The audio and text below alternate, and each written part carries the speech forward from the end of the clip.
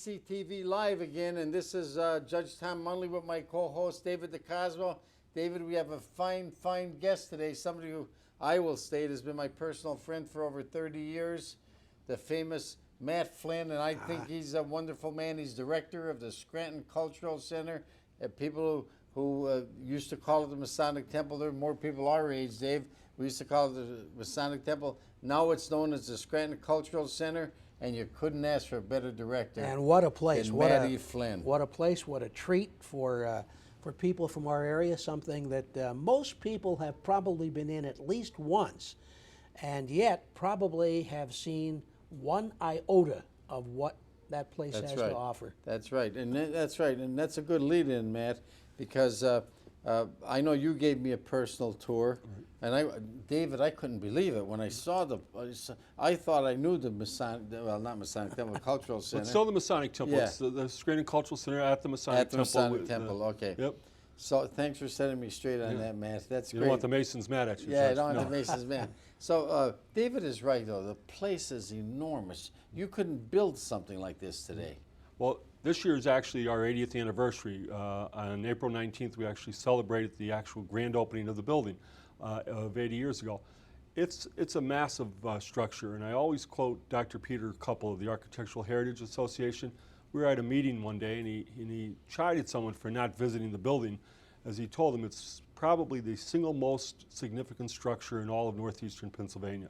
The architect who built it is the same gentleman, Raymond Hood, who built Radio City Music Hall, Rockefeller Center, the Chicago Tribune building, the McGraw-Hill building. He's really a well-known architect. In fact, this year we did a little homework and we looked at some of the other drawings. This was a juried competition run by the University of Pennsylvania. And there were 6 submissions that were sent to the University of Pennsylvania, and they were blindly done so by number. And I brought some of the drawings just to give people an idea. If you like, yes, absolutely. We'd love to see Sure. some of this. This is the drawing that originally that won it. This is Hood's view of what the building would look like. All right. And then the runner-up was a gentleman by the name of Paul Philip Creed. This gentleman was the architect of the 1920s and 30s. He was the guy to go to. It's a beautiful building. If you look at it, it resembles the Federal Reserve building down in Washington, which he also did. So he had a more linear look to it as well, as you can see. And we had also one local submission, which was by George M.D. Lewis, who was a well-known architectural firm, and their family was very involved as well with the Weston Foundation. They were greatly respected architects locally, and this was his rendition. This is actually on loan from the Historical Society. But it's fascinating to see the differences and how it turned out, what they were looking for. All the drawings originally included 8 bowling lanes. You'll see the smoking rooms and all sorts of different things that you wouldn't even imagine that they would still do today. Was it built strictly as a Masonic temple, that is, for the Masonic order? No, it was actually built to serve dual purposes. The upper floors always served the Masons, the second and third floors. But the first floor was built, the city of Scranton lacked a grand ballroom at the time. They had no great ballroom, and they built it with that idea. The theater with its 1,860-some seats were built for the same reason, for public usage. Although the Masons continued to do work in both the theater, the ballroom, and throughout the building. Now when was it built? And now this wasn't done in a very short period of time. This is a massive building. Actually, it was done in a much shorter period of time than you would ever imagine. It started in 1927, it was finished in 1930, and it cost just under $2.4 million fully furnished. And it's a 180,000 square foot structure, which doesn't mean a lot until you look up the White House, and that's only 55,000 square foot. So the White House would fit in that building 3 times. Can you imagine that, David? Yeah. Now, when you think of that, and you say to yourself, 3 times it would fit in the center. Yeah. Let me ask you a question. I noticed one time I went in there, Matt, there was several different events going on at different venues. Yes. So how many different things can you hold at once? Well, our ballroom, we have a photo of it in the early 30s with 1,000 people in the ballroom alone having dinner. Okay. The theater will hold 1,800. And we've actually, probably the best example I can give you is one evening we had one of our Friday forums up on the 4th floor in Chaplain Hall, and we had about 500 women up there for that event. We had about 70 Masons on the 3rd floor for a meeting. We had about 160 people on the 2nd floor in the ladies' parlor for a reception. We had Chris Barnes in the Comedy Dojo down in the lower level for about 35 people. And in our ballroom, we had 2,700 people for a Rob Zombie concert. Can you imagine? And that was all going on simultaneously. All going on simultaneously. And that did not use the theater, which still holds 1,800 people. 1,800. Yep. So had the theater been used, then you would have had over 5,000 people in the place. Yeah, we can really do an awful lot with a lot of people. We've had parties. We had WVIA had a wonderful reception for Judge Nealon, the Great Pennsylvanian series. I was there. We filled the theater, and then afterwards we had cocktails and hors d'oeuvres for about 1,600 people. Right. In the ballroom. So it's amazing the capacity. Now, when you have, I know you have Broadway theater there, Matt. Do you usually fill? Because I know you had Mamma Mia there. Do you fill the ballroom? I mean, Depending on the shows, but the weekend shows always do well. This past weekend, from Tuesday to yesterday, we had Beauty and the Beast. Right. And they had a great response. The earlier shows earlier in the week are not as well attended, but they still get 1,000 or better people. But the weekend shows are almost totally sold out, which is wonderful. So almost 10,000 people were able to come and see Beauty and the Beast in the last 6 days, which is really that's a wonderful amazing, thing. David. Yeah. I'm really impressed because the shows. Now you don't have anything to do with Broadway theater, do you, man? No, we just house them. Although we work very closely with Broadway theater, with the Philharmonic, with all of the different groups. Right. We have probably 7 or 8 different dance companies, which we're now in the midst of dance season. So we'll have everyone from Civic Ballet to Carmel and Julie Ardito, Joanne Arduino, Kelly Patrick, Illusions, Northeast Dance Academy. I know I'll forget someone and get in trouble, but we do a ton of dancing. Tons of little girls come through there. And it's really sort of a wonderful thing for us because 10, 15, 20 years later, they come back to us and say, I want to have my wedding here because as a little girl, I danced on that stage and dreamed about having my wedding here. That's amazing. And we've had that more often than you'd ever imagine. I mean, when you look at it, when you're in the ballroom and you look, you have an opening, you can see right into the theater. It's just an amazing sight. Yeah, visually, it's a wonderful, wonderful Visually, place. it's unbelievable. This past year, we had the Society of Irish Women, and we had the drapes opened, and you could look right into the ballroom. And the Scranton High School choral group was there singing during the dinner, and it was absolutely magnificent. It just takes your breath away to see that. Yeah. Don't know if our cameraman can get a shot of this on our laptop, Judge. Up in this corner, Mark, if you can get that, you see a stage and some space around it and such. I don't think people know that the stage on which they watch Broadway theater isn't the only stage in this theater. No, it isn't. So what is this second stage? Up on the 4th floor in Chaplain Hall, which holds, we actually had Doc Watson, who's a classical or an entertainer. We had 1,000 people up there one night, and there's a whole nother stage up there. Jason Miller did a championship season. In fact, it was his last production of that just a month before he passed on. It was done in that theater. It was done in that theater, yes. Oh yeah, we do a lot of different things with it. We do children's programming, all sorts of events. We've had weddings there. We actually had a funeral service for an actor who passed away from Scranton Public Theater. Always wanted to have his funeral service there. I know how busy Matt is because David, besides Matt being a guest here, Matt's one of my close friends. We pal around together. And he puts in 15-hour days. I mean, he's there early in the morning, and almost every night he's there with something going on. Well, I can understand why it would take that kind of time for a number of different reasons, and I'm going to bring one of them up now because as a former newscaster for WYOU, sometimes I was sent to the center not for reviews or not checking plays, but because of the Cultural Center became part of the news. And probably one of the last times that really happened was when a few years back, Scranton Steam Heat went out of business. And I don't know if people realize that the Scranton Cultural Center, huge, huge building, and not necessarily built to energy efficiency standards when it was built, was heated by the Scranton Steam Heat Company. And so all of a sudden, this huge edifice had to get heat. How on earth did you handle that problem? Well, we were on Community Central Energy for some years, and it became more and more difficult to continue to pay the bill, candidly. We did a bond issue for approximately $1.7 million and went out and put in 3 brand new gas boilers. Now, one of the wonderful things about the building, when Raymond Hood designed the building, he did a 7-zone pneumatic system, which was very advanced, and we still use the exact same system.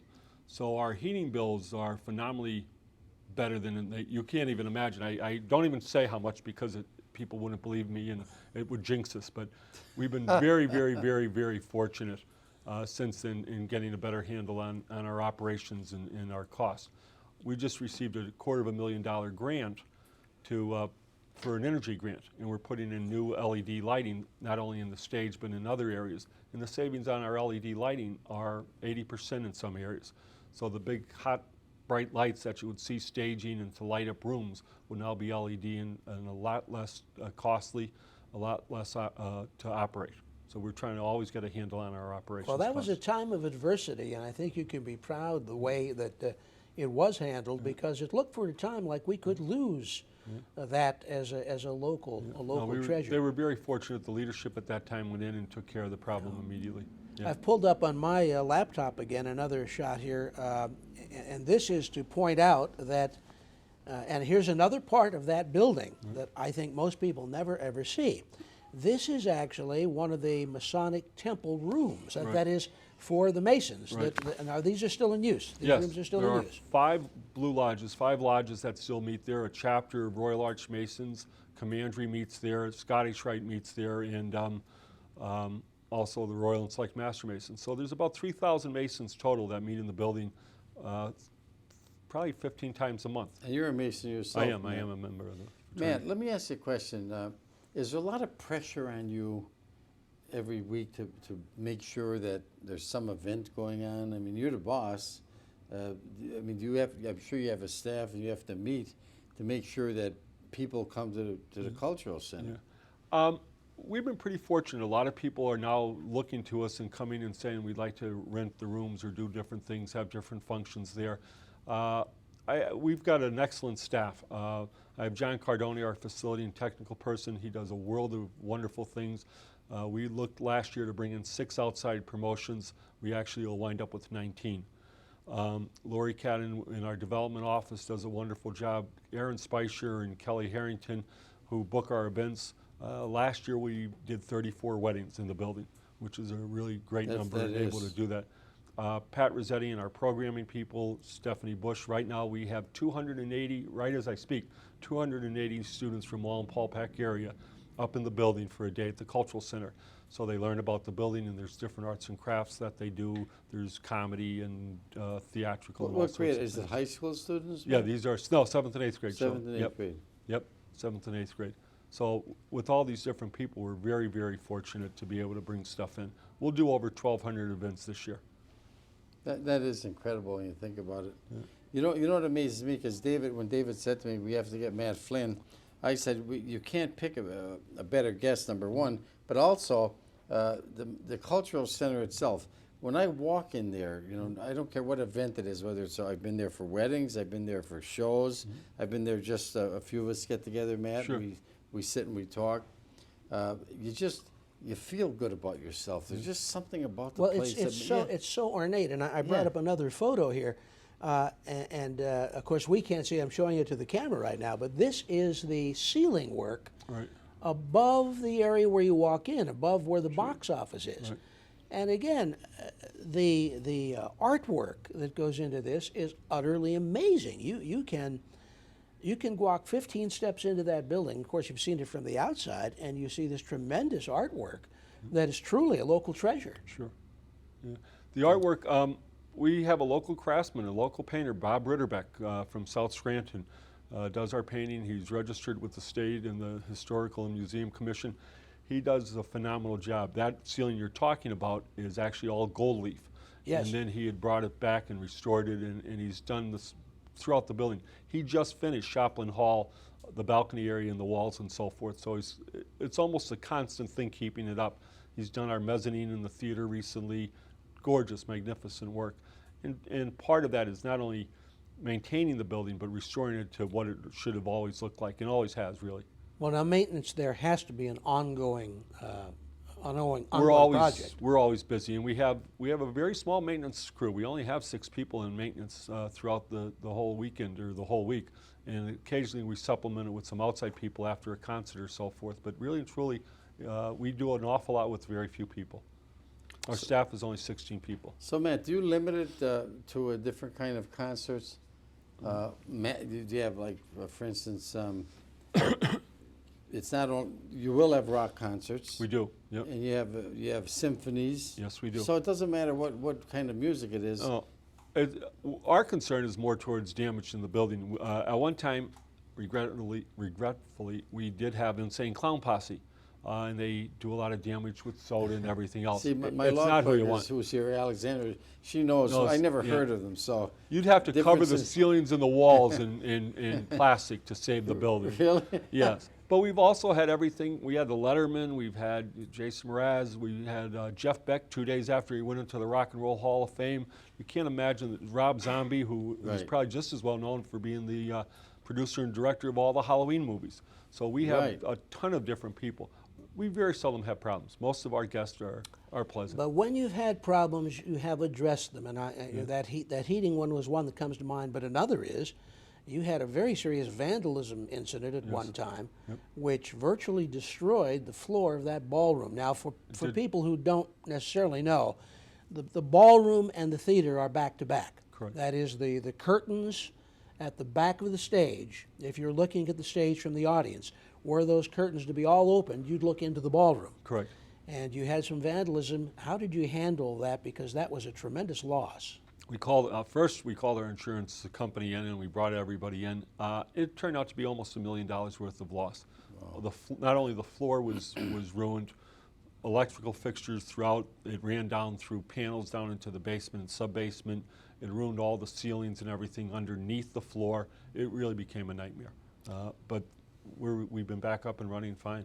You know, David, and you know I'm an advocate for, I want people to see things like this cultural center. But a lot of people tell me, David, I've asked people if they've been to the cultural center, and they always say, well, I can't afford any of the tickets. Oh. Man, maybe you could address that. That's nonsensical. Because of our 80th anniversary, we've been doing a series of 80-cent concerts. All right. I'm glad you're saying that. Literally That's for good. 80 cents. So far, we had Eulalia, which is a younger group from the Clark Summit area. We just had Doug Smith, who had Michelle Conaboy and Aaron Malloy come in and sing. We have Mike Lewis, the former news anchor, Right. is doing a concert for us next month or the end of this month. Right? Yes. How much? 80 cents. Is That's that it. right? That's all it 80 costs. cents. And then we're finishing up the year with the Gene Dempsey Orchestra as well in the main ballroom. So if Yeah, anyone that says, is, well, he's right. It's nonsensical. Yeah. But I don't think a lot of people know about that. yeah, man. we do family days. We do an awful lot of things, and we do all sorts of different events. Our Friday or our Thursday talks and so forth, they're $10. You know, it's not that expensive. Well, how do you keep going? I mean, it's got to be expensive to operate the building. We're fairly fortunate. We do have a lot of different events, and when they come in, we were able to make some money. We do have a liquor license, so we're able to provide that service to them. And we just work really hard. We're trying to lower our operating cost while increasing our income, and we think that's probably the solution. Hopefully, even in this tight economy, we've been very fortunate to continue to get people to come through the doors. We've been stuck by very few people. In fact, I can count them on one hand. You know? Well, I love what Matt just said about, because people have told me they can't afford. When people think of the cultural center, David, they think of $50 to $75 a ticket to see it, like Broadway Theater or something. So a family of 4 is $200. People can't afford it. But now Matt just told me something that I didn't even know. There are options. There's yeah. different, Oh, sure. different There are options. Yeah, and there's just so many different things going on at any given time. We had the Letterman. The Letterman was a $25 ticket. They did a 3-hour Christmas show that you couldn't imagine. It was fabulous. There's always something that you can afford in the building, always. How do Just you- walk in. How do you measure the overall impact of the Scranton Cultural Center and its presentations in terms of quality of life for people in northeastern Pennsylvania? Well, there's a number of different council on the arts groups and so forth, and economic groups that'll tell you for every dollar you bring in locally will translate to X amount in the community. And it's actually a fairly high number. I think it's $5 per dollar, because people come in, buy tickets, but then they'll go have dinner, have drinks, go out afterwards, stay in hotels. Right. Give you an idea. On the one concert I mentioned, Jason Mraz, we had people come from Europe, we had people from the West Coast, from Arizona, fly in just for that concert. And they were here for 2 and 3 days, because again, it was the kickoff of, in this case, his North American tour. So it's a lot of different things that'll do that. But I know when I walk down the street and Jerry at Abe says, what's going on this weekend? I want to make sure I have enough people on to cover it. That tells me that that's good for his business. His business, yes. right. And then other people will say the same thing to us. So that's the plus. Well, there are limited venues in terms of making bringing in big name performers or big name shows, and of course you have the arena in Luzerne County, and you have the in terms of musical venue the amphitheater on Montage Mountain. Do you folks compete or do you complement each other? It's a good question. I'm not really sure. We don't really compete against the Wachovia Arena, or I shouldn't say Wachovia, Mohegan Sun Arena. Mohegan Sun now, yeah. Because they're just they're huge compared to us. We're 1,800, and by the time the technical people take seats, we're down a little bit from that. So we don't really compete against them. They're looking at 5,000, 6,000, 7,000 people at a clip. So it's more or less of a similar venue would be the Kirby. Sure, the Kirby and us are much more similar to what we do with our acts and so forth. But we get a lot of people. We get a lot of people who like to come there because they played years ago. The Letterman is a great example. They actually contacted us because for over the years they had played there a number of times. So we'll get people come back. Jason Mraz chose us to kick off his North American tour because he had been the opening act for a band a couple years beforehand and enjoyed it.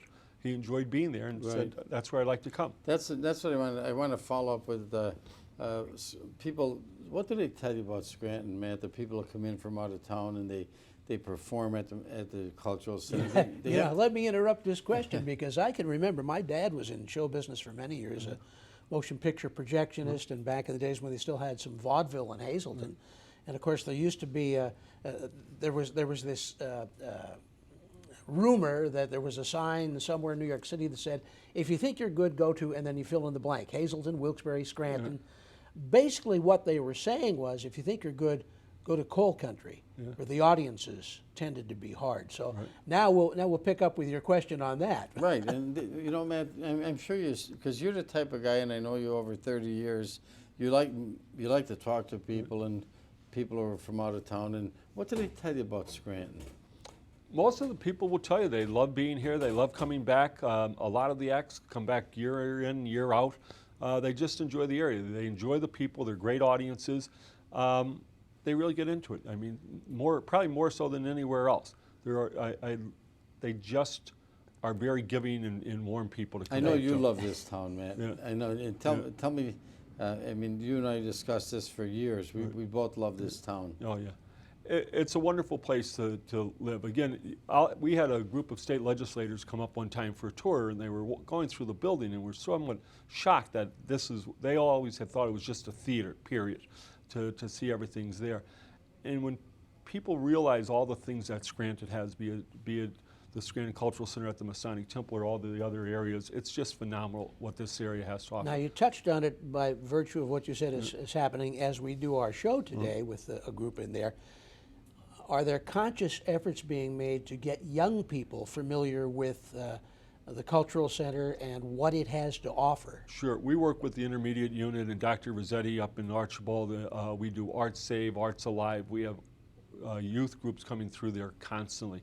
So in the summer, this summer for the month of July, we'll have a couple hundred kids every day stopping in, working with us and so forth. And again, we strive to build that audience young, because if we can, we'll keep them forever. I just have to tell both of you a great story. Well, Matt knows the story, but a few years ago, David, I had a person come in from a major TV station in that it's in Pennsylvania, but I won't mention the station. But they're in about 2 million homes, and I invited Matt to come to dinner with me to meet the guy. He asked, I was going to do a show on judges, so we sat and we had dinner, and then later on I found out, he said, I'm not going to do a show with Judge Munley, but I'm going to interview Matt Flynn for the Scranton Cultural Theater, and he did. Yeah, they did a great, They did a great job. They piece put for him us. on statewide TV for a Statewide whole TV. year. Yeah, it was, it's for a still whole on every hour. so often. Someone will say, "Oh, I saw that thing on you." I never got the you- show.